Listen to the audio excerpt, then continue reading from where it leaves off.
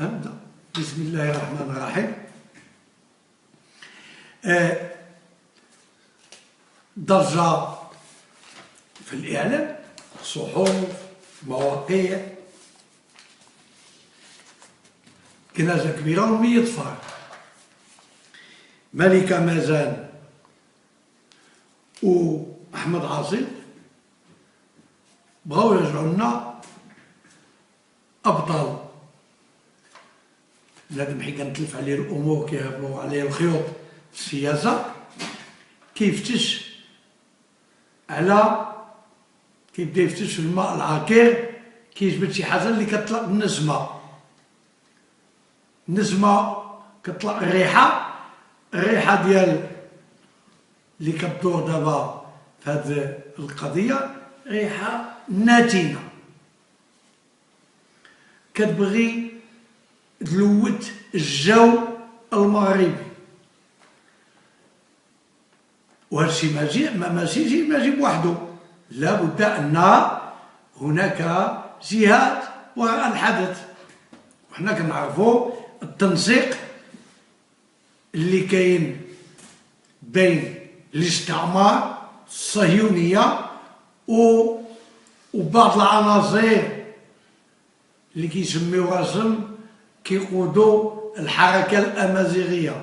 رغم أن حنا في المغرب حنا مغاربة، حنا أمازيغ، حنا عرب، حنا مسلمين.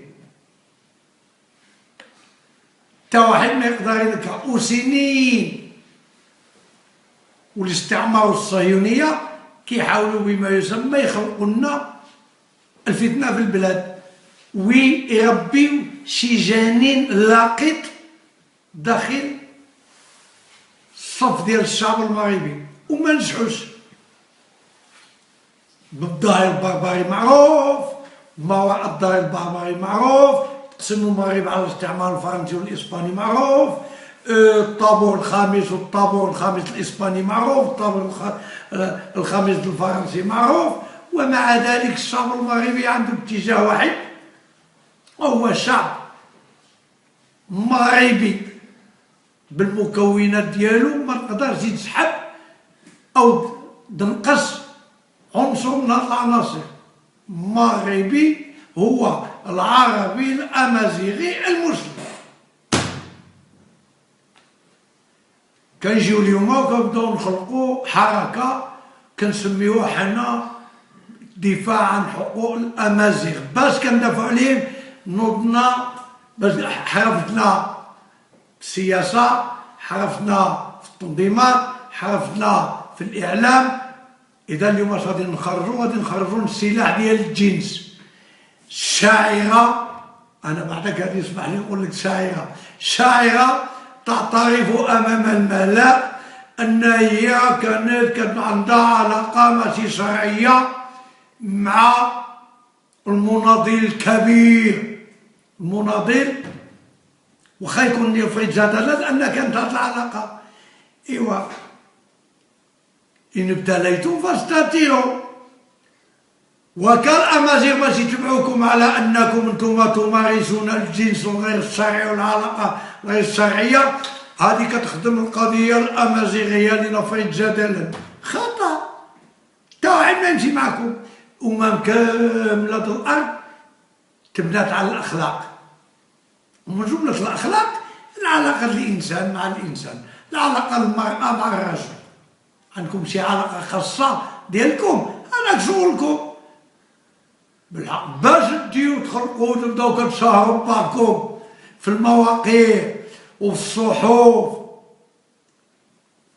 باش العداله والحكومه والدوله تنوض وتهتم باللي ما كيستحقش الاهتمام.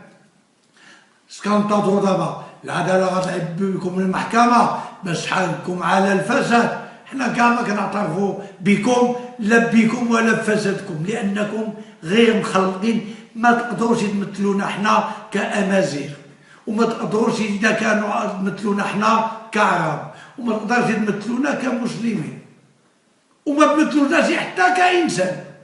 تمثلوا ناس اللي نقارنكم بحال هيدا بالسلوكات بحال هادو، اش غنديرو بكم في المحاكم؟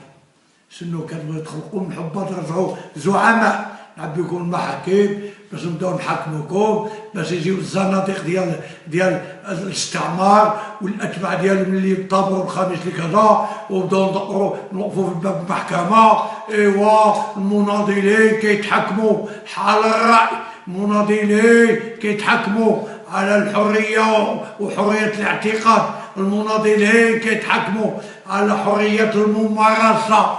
كتخوروش كرايتو الشعب المغربي كاع ما كيهتم بكم وما صابكمش حتى الخبر. زولوا الحوايج وصوروا بعضكم مع بعضكم تما بالزبطه ما غنديوهاش فيكم لان ما كتهموناش. حنا عندنا القضايا ديال الزياده في المواد، بترول طاح خصو المواد يطيحوا، ها المهم اللي كاين في الشعب المغربي في هاد الساعه. بترول طاح خصهم المواد كاملين يطيحوا يهودوا.